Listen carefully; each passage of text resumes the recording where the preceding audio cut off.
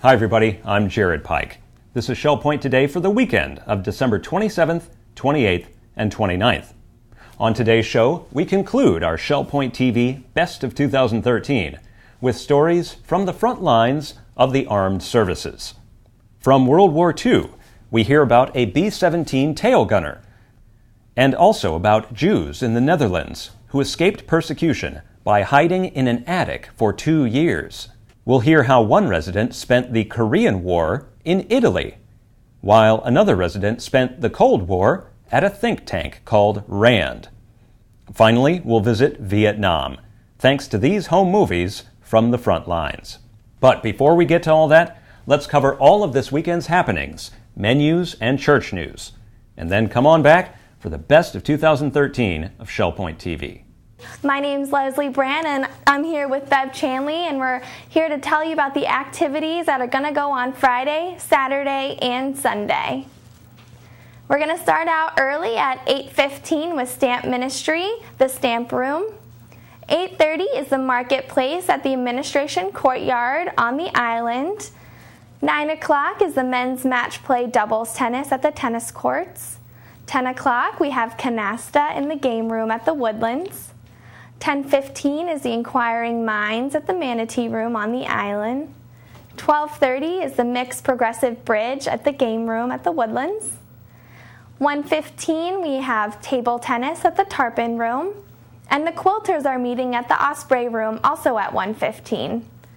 And the Model Train Room is going to be open for tours from 1:30 to 3:30. And also at 1:30 is Vespers at the Community Room at the Arbor. 2 o'clock we have Euchre at the Sable Room. 2:45 is Vespers in the Community Room at King's Crown. And game night is being held at 6:45 in the Resident Activity Center. That's it for Friday. Now here's Bev to tell you about the activities going on this Saturday. At 8 o'clock, we're going to start with the round-robin men's doubles tennis being played down at the Woodlands Tennis Course. Then we have a 9:30 women's doubles tennis, also down at the Woodlands. We move to 9:45, where duplicate bridge will be played in the Manatee Room. 10:15, you'll find the model yachts sailing at the Garden Apartment Pond behind the Resident Activity Center. At 12 o'clock, we have a special trip down to Naples Philharmonic. Well, now they're calling it Artiste Naples, but it's West Side Story. Court pickups begin for this trip at 12 o'clock on the island, 12:15 at the Woodlands, and 12:30 at Eagles Preserve, and sign-up is required. At 1 o'clock, we have chess. That'll be played in the Library Lounge at the Resident Activity Center. 1:15, we have table tennis in the Tarpon Room. That is available all weekend unless it's posted otherwise. We move to 3:15 for basic line dancing. That's down in the Health Club. And then our last activity for Saturday is 6:30, duplicate bridge in the Manatee Room. Here's Leslie for Sunday's lineup. Well, Bev, we're going to start at 9 o'clock, the Christian Life Studies in the Game Room. 9:15, we also have the Christian Life Studies. This is at the Village Church. And we have morning worship at 10:15 at the Village Church. It will be broadcasted live on Shell Point TV, Channel 12. And 1:30 is the Mixed Golf League at the Shell Point Golf Club. And then we're going to jump to 6:15 for the evening service at the Village Church. Menus for your weekend. In the Crystal Room, the Crystal Platter, on Friday is fried grouper and shrimp with homemade chips and coleslaw. The dinner special is the seafood buffet for $14.95, and the soup of the day is split pea. In the Island Cafe for lunch on Friday, enjoy a seafood salad on a croissant with chips for $7.25. The dinner special is Chef's Choice for $8.25. Dinner specials in the Palm Grill on Friday are lamb chops for $20.95 or veal Oscar for $16.95. On Saturday, the Crystal Room is closed. In the Island Cafe for lunch on Saturday, enjoy smoked sausage with peppers and onions and fries for $7.25. The dinner special is pesto chicken with rice pilaf and green beans for $8.25. In the Palm Grill on Saturday, enjoy prime rib for $19.95 or lamb shanks for $17.95. On Sunday, the Crystal Room features its Sunday brunch for $17.50. And in the Island Cafe for lunch on Sunday, there's a turkey Cobb salad wrap with chips for $7.25. And the dinner special is Chef's Choice for $8.25. and the Palm Grill is closed on Sundays. All menus are available 24 hours a day at www.shellpoint.net. Let me welcome you to Village Church Connections today. It's a privilege to be with you and a real privilege to be here with David Pavey. David, welcome. Thank you. This coming Sunday, you're going to be preaching. In light of that, you talking about New Year's resolutions? Well, yes and no. We're going to give some thought to changes we might need to make in the new year, and I suppose that falls under the title of resolutions. But I want to look at choices more than resolutions, because it's choices who make us what we are. We are today as a function of what we decided years ago. And so our choices have consequences, and I want to zero in on some possibilities there. And then Sunday night, I know Dick Peace will be sharing as well. Dick has spent many years overseas. He and Eleanor were missionaries in Japan, and they came back. He's done some teaching at one of our colleges up in Nyack, New York, and has been a resident here at Shell Point now for a number of years. And I know that he'll have a lot to say as well. Wonderful. We'll look forward to that. We are. We look forward to the day, and we appreciate the fact that you'll be sharing. We certainly invite you to join us Sunday morning at 10:15 and Sunday night at 6:15 for some wonderful times of worship together. Thank you, and have a wonderful day. It's the best of Shell Point TV for 2013, and today's stories are all about the armed services and the unique perspectives of Shell Point residents during wartime. We begin with the story of Ken Rohde, a B-17 pilot who inexplicably found himself in the tail gun during his first mission, even though he had never even fired a .50 caliber machine gun. Ken shares his stories from the air. In 1941, they had a one-year draft for those at 21 years old. I was drafted into the infantry. Then they shipped us overseas to Fiji and took over their spot. And that was to defend a new air base being built in Fiji, which the Japanese would have loved to have had. Luckily, I transferred to the Air Force and got shipped back to the States. So I was in the Air Force. Well, I wanted to fly, but I didn't know what. And I wanted to either fly bombers or cargo planes. And luckily, they sent me to a bombers group. B-17s. That was my first experience of flying. We were flying these biplanes, Stearmans, and my instructor pilot was a test pilot from, I think, Northrop. And he took me up and we did some gentle turns and stuff like that, glides. And I think we'd been up a half hour, and finally he says, "You want to fly upside down?" And I couldn't talk to him, but he could talk to me. I just shook my head, no. He said, "Well, that's all right, but before you solo, you'll be flying upside down." And that turned out to be true. Before we soloed, we were flying upside down, and a lot of it. I graduated at Moody Field at Valdosta, Georgia. And it was customary to get 10 days delay en route for your next assignment. Well, the whole class had got assignments, and there was 10 of us left when the colonel come out and says, "You're my 10 best pilots," and that didn't sound good. And you hear that, you know there's something going to happen that you may not like. And he finally says, "You're going on special assignments. No wives, no cars, no children." So I had an hour to tell my wife that I'm not going with you, and you're going to drive home alone through the mountains to Michigan. She was not a happy gal at that time. We find out we're co-pilots on combat crews. We're going to combat. And we left in the middle of June to embark for England.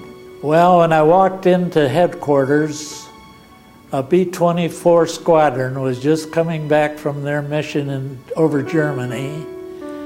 And on the tail of one of the B-24s was a parachute hooked with a body on the end just twisting in the wind. And everybody looked at that and they said, "It's war for real." One evening, the navigator come up to me. He says, "You're flying tomorrow." And I thought, "Why am I flying with not my crew?"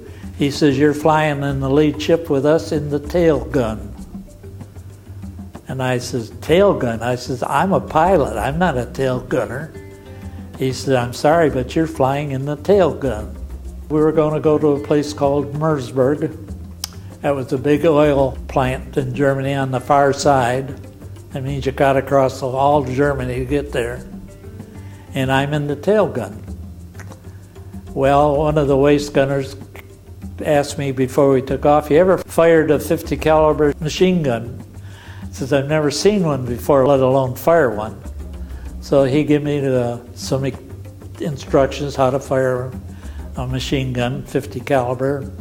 Well, then when we get in the air, we get out over the channel, and the pilot says, "Now you can test fire your machine guns into the channel." So that was the first time I ever fired a 50 caliber machine gun. When we started getting near enemy lines, he says, "Better put your flak suits on." Nobody ever told me how to put a flak suit on, so I spent half the flight figuring out how to get a flak suit on in the tail gun. And it took me a couple of missions to find out you don't do it by yourself. Somebody comes back and does it for you. But I didn't know that, so I didn't ask. You're looking back. You don't see what's ahead of you. And I'm looking back and I see all these black puffs, going by us. I learned when you're up in the cockpit, those puffs are balls of fire that you're looking at. And they're called flak. And that was my first experience. At that time, I was kind of bewildered and didn't really know what was going on. Once we hit the target and they announced bombs away, the lead plane went into usually a diving turn, and you followed them. And the reason for the diving turn was to upset the gunners shooting at you, because they got you on radar. They're used to you flying straight and level. Now you go into a diving turn, they got to change all their adjustments. And they can't keep up with you. But that's when the German fighters are waiting for you, and they start coming after you. One time we had so many holes in our plane we quit counting. I think we got up to 50 and gave up. If it didn't hit an engine or anything like that, you just keep flying. And when you get to interrogation, you're all offered a good shot of whiskey. I learned that after one mission, I couldn't take it. That shot of whiskey knocked me out and I missed my supper. So I always gave my shot of whiskey to my top gunner. We're leading the 8th Air Force. And I was on the lead ship in the tail gun again. And I had to admit, I'm sitting in the tail gun, and I said to myself, how on earth did a guy like me get in a plane that's leading the whole 8th Air Force? Now that's not hundreds of bombers, that's probably 1,500 bombers or more following us. Looking to my right, and I see a big cloud of flak off to the right. I look to the left, and I see another big flak over to the left, and I said, that's just like in the infantry when we used to line up the mortars. We'd shoot to the right, we'd shoot to the left, and the third one was on the target. That's just what happened to us. The third barrage of flak come up was centered right on our squadron. And the planes disappeared right and left. Shortly after that, he dropped his wheels. That meant he's leaving the formation. He's in trouble and leaving. So I'm all alone with the crew. So we just hit the throttles, pulled the nose up, and headed for the middle of the Baltic Sea. We got way out there where the flak couldn't hit us, and we settled down. Now, how are we going to get home from here? Finally got out in the North Sea and on home. My navigator fills in for another plane navigator that got sick, and they got shot down. So I lost my navigator, and I lost this flight surgeon. War is that way, they come and they go. You got a friend today, and tomorrow he's a POW or killed in action, or missing, you just don't know. My last mission was on December 6th. We got out to take off, and Stan, the pilot, he says, you take off and fly until we get formed. And then he takes over and bombs away. I took over, and we came home. Well, someplace in there, the bang took place, and our cockpit was one big cloud. I couldn't see the instruments, and I didn't look at Stan because I didn't know if Stan was still with me. But I could not see the instruments. I knew I could move my fingers and toes, but the cloud gradually disappeared, and I could see the instruments, and then I thought, I wonder how everybody else is. Top engineer says, Rohde, if you don't want to go out through the nose, all you got to do is go out behind your seat. There's a hole there big enough for you to go through. I know everybody flying around us said, well, he had it. It's his last mission, and you just don't finish your last mission. And when we got back to the base and landed, of course the runway's all lined up because they want to make sure I got home. And they see that big hole, and I can remember nurses and Red Cross girls and all. So I would go like this, put my thumb up, and then they'd clap. That's how I came home. I was lucky to be on the B-17. That was the most perfect plane in the air. The B-17, you could almost relax while you're flying it. I flew the B-17 many a time without any feet on the rudders. We had 4 good engines. As long as you had 4 good engines, that plane would fly.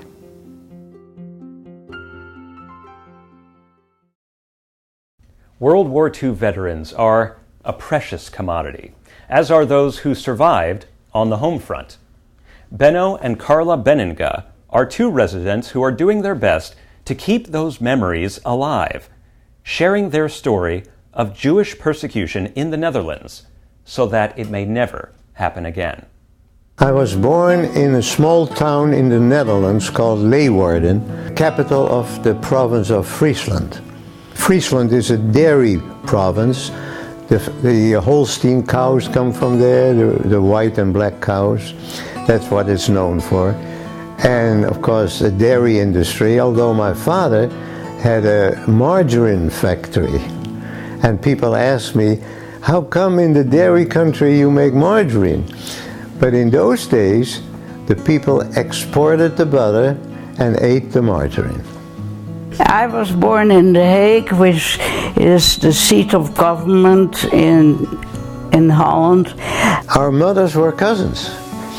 And I knew Carla when she was a little girl, and I told her then, just grow up as fast as you can so we can get married. In 1940, May 10, the Germans invaded, and the first year and a half or so, they left us alone.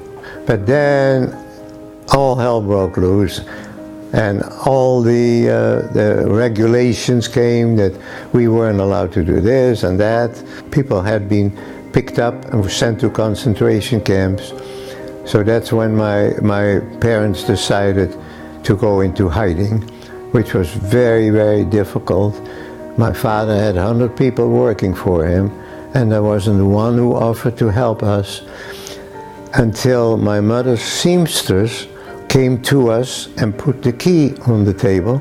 And when my mother said, what is that? She said, if it gets too hot for you, you come and stay with us. And they lived with 2 children in a small flat in Amsterdam, and they took us in too. But we could not stay there because the son had to go to work to Germany, and when they would come to pick him up, they would find us. So then we had to find another place, and that was under the smoke of Amsterdam in a small town. And these people had no money, but they figured the war is going to be over in a few months. So for a sum of money, they offered to take us in. Very small house, and we were in the attic most of the time. Unless she was in a good mood, we were allowed to sit in the living room. The woman started to abuse us terribly, physically and mentally. I read some books when she would allow us. We were playing some cards once in a while until she forbade that. We had a radio, and we would listen to the Allied radio from London, the Dutch radio, free Dutch, when she would let us, you know. But other than that, the local papers were all German, of course. We could not venture out. It was too dangerous. Even the neighbors weren't supposed to know that we were there. Although the woman shouted and screamed, so after the war, we found out that the whole village knew that we were there. And I'm telling you, I'm so unbelievably grateful for that whole village that they never told the Germans about us. I still don't understand how I survived those 2 years. Our God sent was the minister who lived there. He visited us, and he took my mother and sister in with them in the house next to the church. And then the last few weeks, my father and I were there too, until we were liberated. November 41, the Germans came to the house. We all had to move to Amsterdam they wanted to have every Jew that was there in Amsterdam was easy target.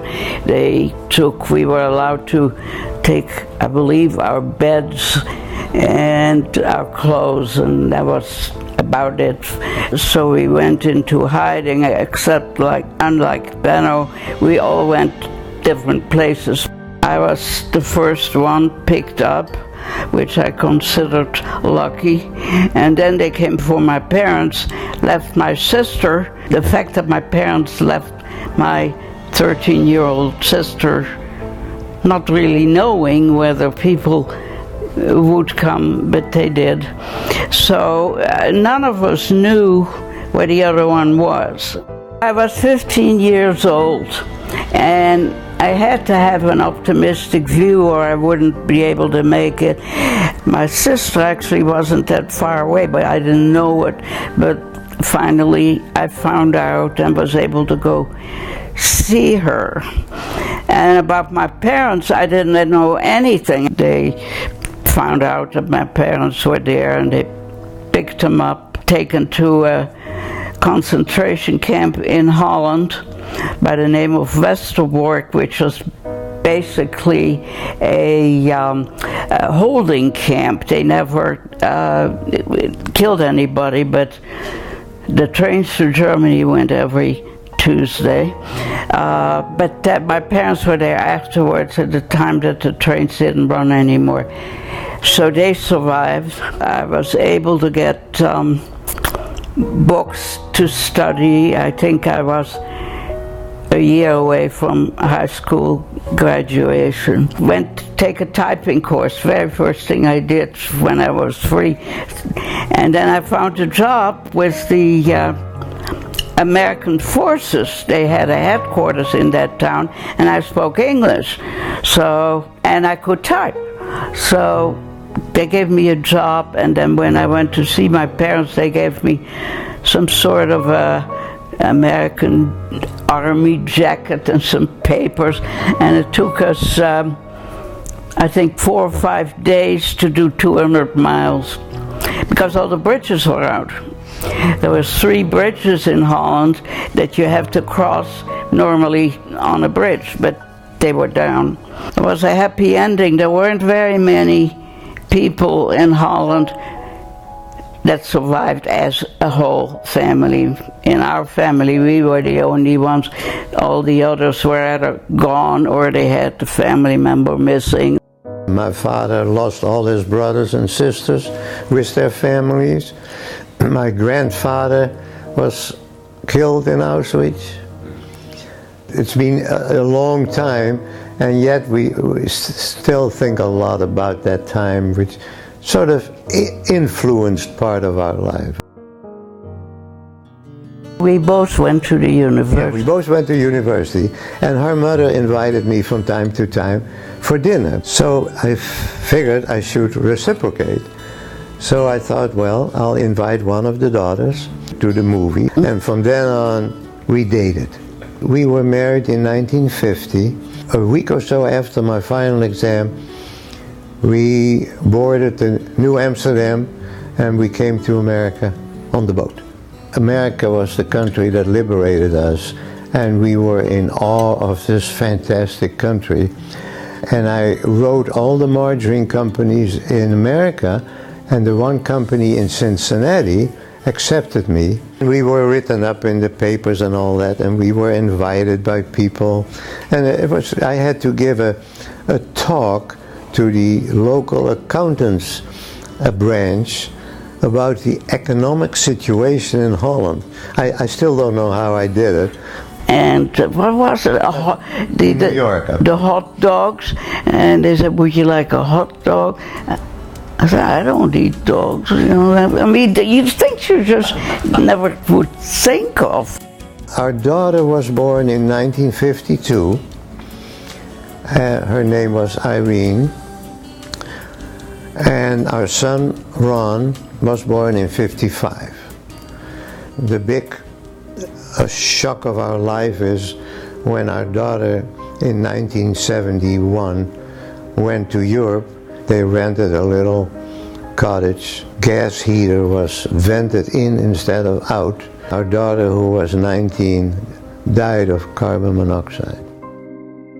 You never get over it, obviously, but we were able to live.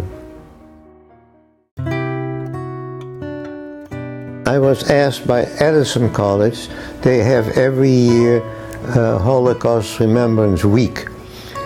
And I talked to the students there, sometimes as many as 300, and they are very interested and ask a lot of good questions. And also at the Holocaust Museum in Naples, and so has Carla. Yeah. I believe it was an 8th grade class, and I told them, you know, when this happened, I was exactly your age. When you're 15, 16, 17, that's when you grow up. So I had to make lots of decisions on my own, and they weren't used to, and my sister, same thing, that we were really grown up, having gone through all this. It is so important that the story gets told, because pretty soon there won't be any survivors anymore. Holland had, I believe, 140,000 Jews before the war, and only about 30,000 survived. I still don't understand how I survived those 2 years in that condition. It's a miracle.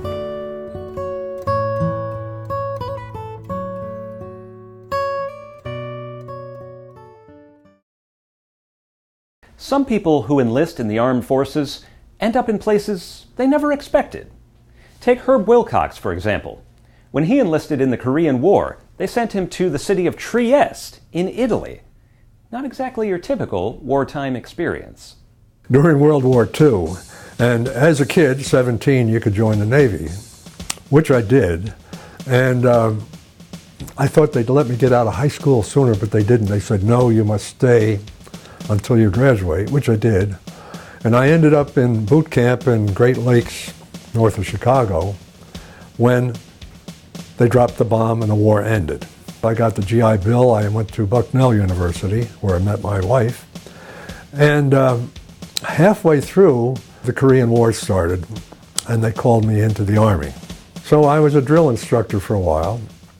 And although I had degrees in engineering, and I could have done that, I volunteered to go to Infantry Officer Candidate School, which was rather stupid, since most infantry officer graduates were going directly to Korea. Oddly enough, I got orders to go to Europe, to Trieste. tiny, restless Trieste, free territory on the Adriatic Sea, long coveted by Yugoslavia and Italy. Italy, as you know, is a long boot down into Sicily, and the very northern part borders on Austria and at the time on Yugoslavia. Way around the corner, about 85 miles east of Venice, is this beautiful city called Trieste. It's an Italian city.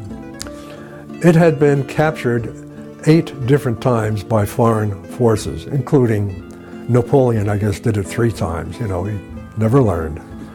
And it had been the only seaport for the Austro-Hungarian Empire, which is very huge and very important. 2 years before the official end of the Second World War, the whole nation of Italy became a country occupied by the Nazis, by the Germans. Finally, as the war ended, there was a guy by the name of Marshal Tito, a communist general from Yugoslavia, and his troops moved into the city of Trieste, which had been Italian at the time. Marshal Tito of Yugoslavia bluntly demands that Trieste city continue as a free port and the surrounding area be swallowed up by his country. In a show of strength, he orders troops and tanks to the Yugoslav border. The American 88th Infantry Division moved in, and one of the regiments, mine, the 351st, we were the ones that were garrisoned in Trieste, and we were on the front line. Trieste United States Troops, it was called. But actually, it was not part of Italy, it was part of the United Nations. They took it over because it was in some sort of battle as to who really owned it. So it was really, we were, in effect, United Nations troops holding that city. We had loaded weapons pointed down at the border. We could see the border, anti-tank weapons, and the Yugoslavs had theirs. And every once in a while, I guess just because everybody was bored, you could look over the border with your binoculars, and the Yugoslavs get all their tanks together and come as fast as they could at the border. And I would have to tell my guys, okay, lock and load, we're ready. And they'd slam on their brakes when they hit the border. Glad they didn't have any brake problems. Occasionally there would be a few riots down in Trieste because there were a lot of communists there. So our battalion would put on our gear and walk down and march in, and with chrome-plated bayonets, we would go in and calm the populace. Now, a lot of them were very thankful that they were there, but you always had the agitators. We did a lot of winter training in Austria. It was rough. It was, why, I don't know, but they always put us on top of a mountain. And we had to haul all the stuff up there. And the peculiar thing is that it didn't snow in Trieste. But we were in the snow for 2 months out of the year. I guess it kept us in good shape. We really didn't know what we were doing. We were part of a play, and it was on the much higher level. We were like spear carriers in an opera. We didn't know what was going on. It was a militarily untenable situation. From our outpost to the Adriatic Sea, which was all downhill, was about 15 miles. And if the Yugoslav army with their tanks had wanted to cross the border, we were outmanned, they couldn't have stopped us, and we would have been driven into the sea in about 2 hours. And there I had a wife. She and other officers' wives, there was a displaced persons camp down there because there were people still wandering around after World War II. They didn't have a country, they didn't know where they were. And so the wives would go down and work in the displaced persons camp with the people there, you know, the children and wives. And so she was quite busy, they all were. One of our orders was to keep a suitcase packed at all times. Not even pack it, but keep it packed in the hallway. Because you were going to leave, but we couldn't figure out what we were going to leave on. But that was part of it. And so in many ways it was sort of a show because we were spit and polish. We were the prime organization there. We had even our mess kits and canteens, and as I say, our bayonets were chromium plated. We had special uniforms. And we would march through the city, and in general, it was just, we were partly show, partly fighting on the border, and partly up in the snow in the mountains. And the odd thing was, we had our daughter was born there at the 7th Station Hospital, still there. You know, we didn't have cell phones or anything else. We didn't telephone our parents, mail came. But as a bunch of us were leaving, we were getting on a ship, and there was a photographer from the Associated Press. And they took a picture of my wife and I and the baby, who was 7 weeks old. And it went back by wire to the States.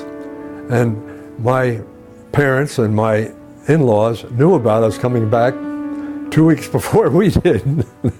And then finally, about 2 months after my wife and our baby and I left, they signed an agreement and they gave it to Italy, and things were pretty good. The city is a fabulous city. It's beautiful. Has 3 or 4 castles. And I wanted to show each of my kids where we were, and they thought it was a pretty cool place. Later on, I finally got to take my daughter, who was born there, to go back and see where she was born. The people of Trieste, particularly my generation, and the people in this little town of Opicina, for us, we were their heroes. They still do. I went to this little town in Opicina, and they found out I was one of the troopers. I couldn't buy lunch or a drink. They were feeding us all the time. And it's just, it's a wonderful thing, but it doesn't happen very often. The most famous speech, or one of them that Churchill gave, and I can almost say it from memory, it was called "From Stettin in the Baltic to Trieste in the Adriatic, an Iron Curtain has descended across the continent." And of course we were in Trieste, and we were holding the other end of the Iron Curtain.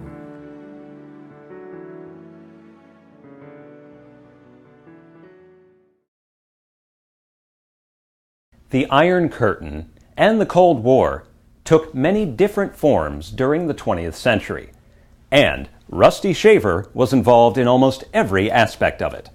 Working at a think tank, he consulted on issues like nuclear war, night vision, the space shuttle, and Star Wars. Here is Rusty's story. I liked building model airplanes when I was a kid, balsam wood and all that stuff, you know, and flew them around. And I knew I was good at that sort of stuff, and I was interested in it. And I was also very interested in world affairs in some sense. You know, even at the pretty young age, I was reading a lot of the books out of World War II, and I could have gone to any school in the country, and I chose Yale. I thought I was over with my education. I was now the time for me to go and do my thing. I worked for General Electric, up in Utica, okay, where I could play golf until 11 o'clock at night. People in GE called me up and said, "Well, you've been there a year, where do you want to work?" And the job that I had gotten after this, I really liked. I was doing very well, and I was happy, frankly, and I said, "This kind of work I really can do well, and I really like it, and I want to stay here." And the personnel people said, "Well, you can't." And I said, "Well, why not?"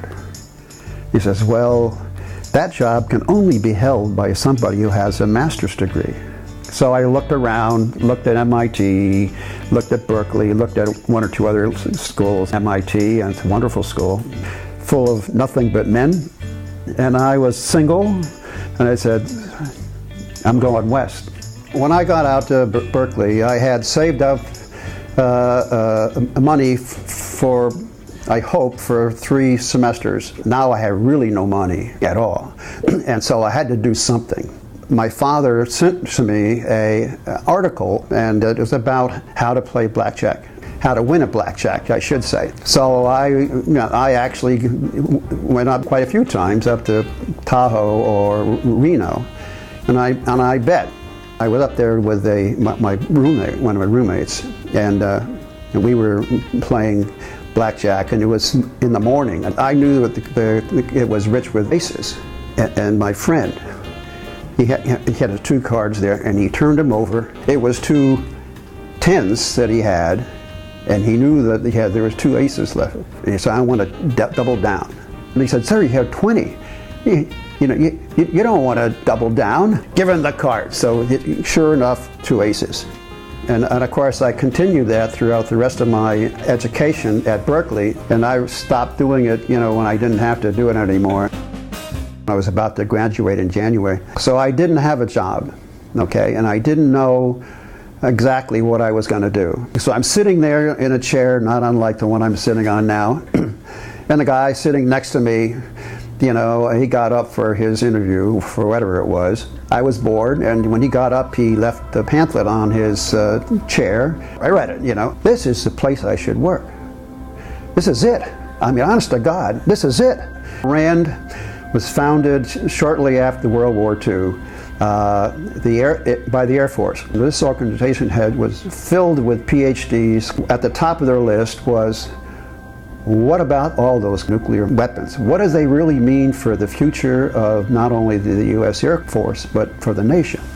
It was RAND's job to, without interference from the Air Force, or from anybody else for that matter, to figure out what nuclear war was all about.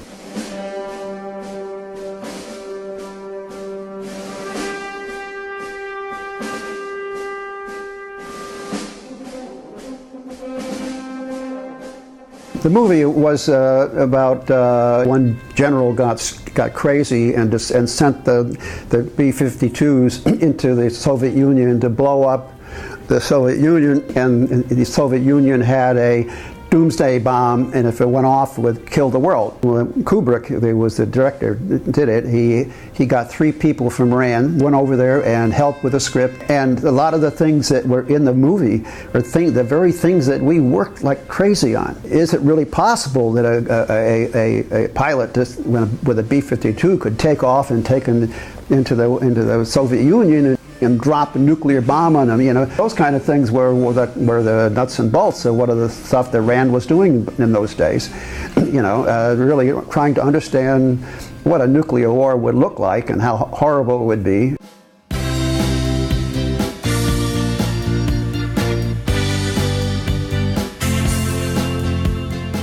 The night goggles, having these goggles that worked in Vietnam was a big plus for the Army. Worked well as long as there was a moon up there.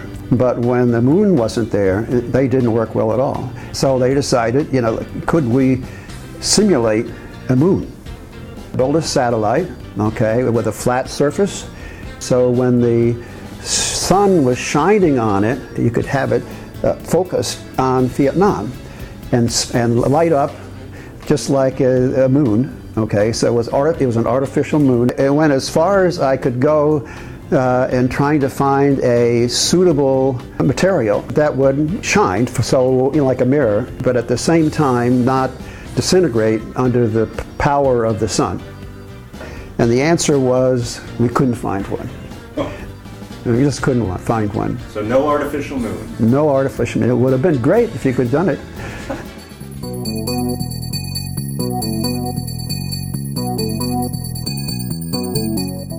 NASA was looking for something to do after Apollo. And so the shuttle was invented as a new launch vehicle that could put men into orbit, and all that stuff. The first part of that, which they rolled out, was a 2-stage vehicle. The bottom level was a gigantic airplane. Then the shuttle would drop that part off, and then it would turn its own rockets on and go on up. Okay. Meanwhile, the big thing here, when they would turn around, land back on the thing, they would get off, they'd take out the hoses, hose it off, wait for the next time doing it. That was the concept. It had a few little problems with it. RAND was involved in the cost analysis of it, okay, and when we looked at it, this 2-stage thing, just the building of it, we estimated to be about $10 billion. I wrote my little report on it, sent it into D.C. The Senate asked to have all of the documents that have been written by the various organizations, and Mondale stood up in the middle of the thing with holding out such as this paper by the Rand Corporation is going to kill the shuttle. He wanted to kill the show, by the way. Yeah. And I got my name in the front of the New York Times and all that kind of stuff.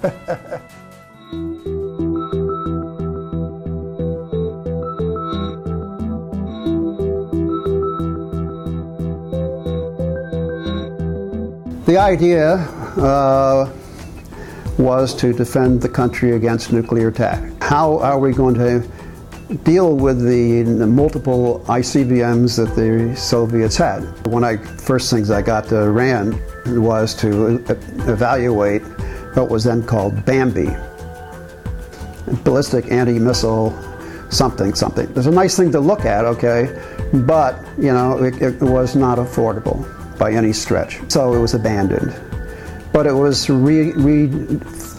done again and again and again. So the idea that was pushed in the early 1980s was a modern version of Bambi.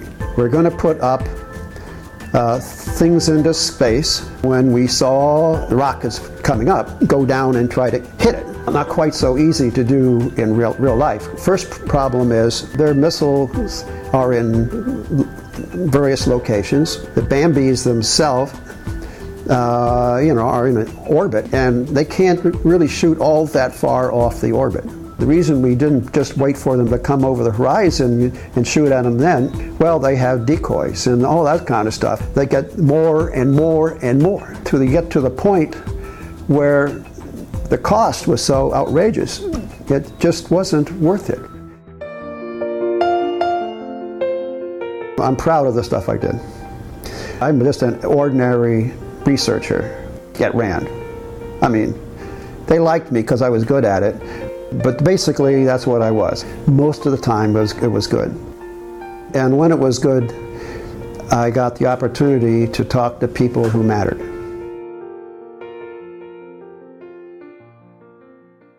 The Vietnam War also threw America into crisis during the 60s and 70s. But what was it like for the men on the front lines? We have a window into their world, thanks to John Fielding, who documented his time with a Super 8 movie camera. Here is John's story. My wife and I were high school sweethearts, and we went to school together in Middletown High School in Middletown, Connecticut. And that's where we're from. My uncle, who I'm named after, John Fielding, he basically was gassed to death in World War II, the Germans, and so I don't have any penchant to get involved in the military. I went to Niagara University in Niagara Falls, New York, a small Catholic college in Niagara Falls. And it was a land-grant school at the time, mandatory requirement to have 2 years of military training. So I graduated from Niagara University in 1962. A couple of things were going on. The Cuban Missile Crisis was floating around, and all of a sudden I got a notice that I was to report on such and such a date. I was going to be sent to Hawaii. I didn't plan to stay. I planned to get my 3 years in and out. Small little battalion that I stayed in for 4 years in Hawaii. The 1st Battalion, 35th Infantry. And we went basically to Korat in Thailand, where where the Army was now worried about what was going on in Laos and on in Cambodia, and they started to put in a airfield there. And within a few short months, outbreak comes at Vietnam, and so off I went and spent the next 4 years there.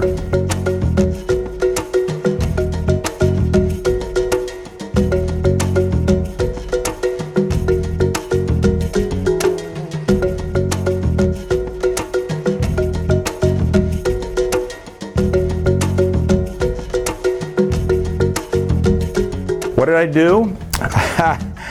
I'm a grunt. Okay, I am an infantryman. I wanted nothing to do but be an infantryman. We'd go out in small groups. We went out to try to figure out where the enemy was and what's going on. From some intelligence coming down that something was going to happen in X location, and you'd go out there and try to find them, try to ambush them, try to just look around, usually in the jungles. I had 2 types of malaria, and I was laying in a bunk one place, and all of a sudden the battalion commander says, "I need you now. You got to go." He says, "Captain, I want to tell you one thing. When I tell you to get down on the ground, you get down on the ground." He says, "I told your predecessor not to stand up and look around a tree. He was the guy on the stretcher going out." So I'm saying, boy, this is going to be something. And what I found out very immediately that there were 10 guys lying dead from my unit who were hit in an ambush. And so my first thing the next day was to stand there and salute 10 dead soldiers hanging out of a meshed net being picked up by a huge chopper. And that was hard. And then turning to the guys from that same platoon and saying, "We're going out there now to go after the guys." These guys are tough guys. It was kind of interesting because I was 22 years old. It's like going up to your dad and saying, "Dad, can I have the car tonight?" You go, you know, these guys knew more about what was going on than you knew, but they didn't go for the training. We had a lot of good training in Hawaii. The jungles, there's a lot of jungles in Hawaii. I finally able to get the rank of captain and had 150 men under my control. During my term, while I was the commander, I only had 9 other soldiers that were killed in action. We went up to go into a landing zone on an open field, come in with helicopters. There were 6 of them in this straddle. And once the first one goes, you all go. And at the time, I was in the last chopper coming in. Well, the first 4 of them went down.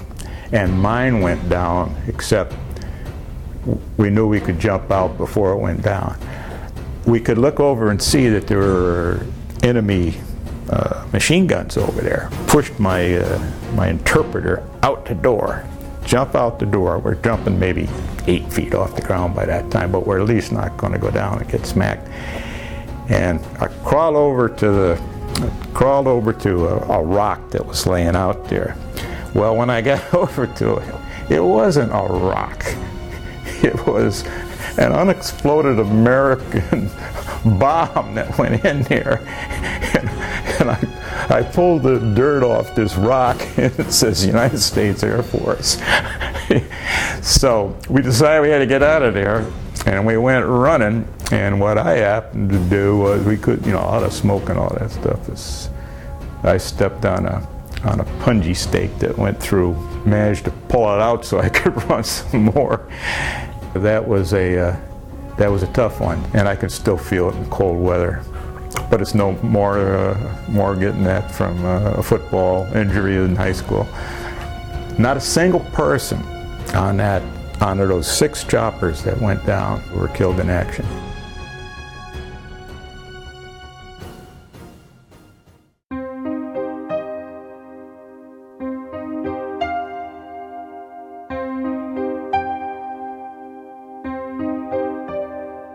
We went out and worked with the natives, all kinds of tribes, North Vietnam.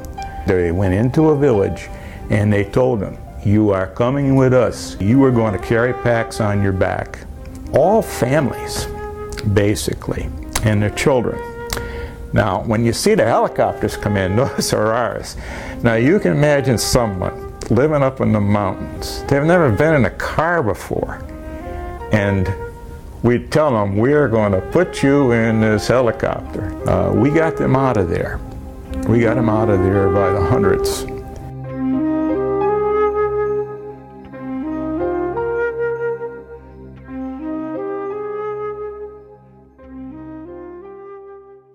Oh, the camera was one of these, I think it was a Kodak, and it would just fit inside my map case, which I carried. And I would just do it one after another and one after another, and I send it to my wife. I was going to be a school teacher, and now I was going to be able to show these films. We got good mail. Mail came every day. We also had beer about twice a week. Everybody got 2 cans of Pepsi, everybody got 2 beers. And you know what they all wanted? They all wanted the Pepsi. And then they got smart and started sending in bottled milk. They're handing out beer and everything. We want milk! We want milk! We haven't had milk in X number of years.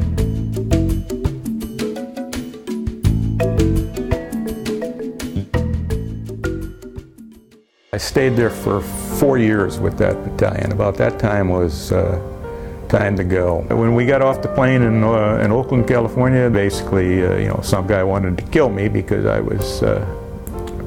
I had a uniform on. So I took it off and finally found a New York State policeman who escorted me over to Grand Central Station. It was not a good situation.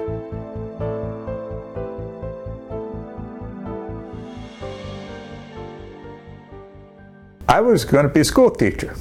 I taught high school, a public school, Colchester, Connecticut, where I taught. My wife taught in East Haddam, which was where she taught. She was a special ed teacher. We had a good life.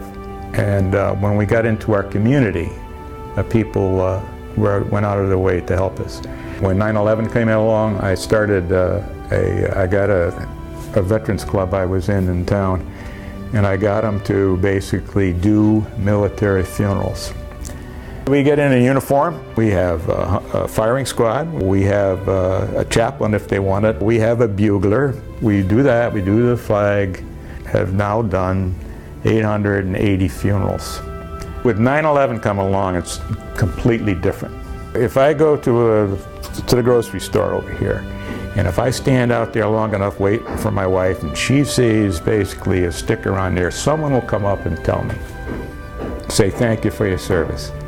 I've had the police pull me over and they say, thanks for your service. Get your foot off the tap. It's entirely different. I wait till my grandchildren get a little older and might take them down to the wall and say, this is what it is, but it's a tremendous thing. I would not have stayed in if it was not for the soldiers. That's what made me stay with it, and if I had to go again, I'd go for those guys.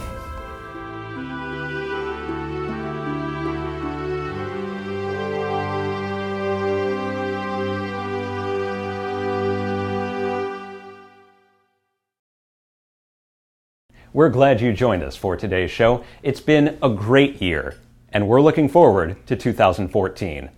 Until next week, this is Shell Point Today for the weekend of December 27th, 28th, and 29th. I'm Jared Pike, and from all of us here at Shell Point TV, we hope you have a great weekend, and we'll see you again on Monday.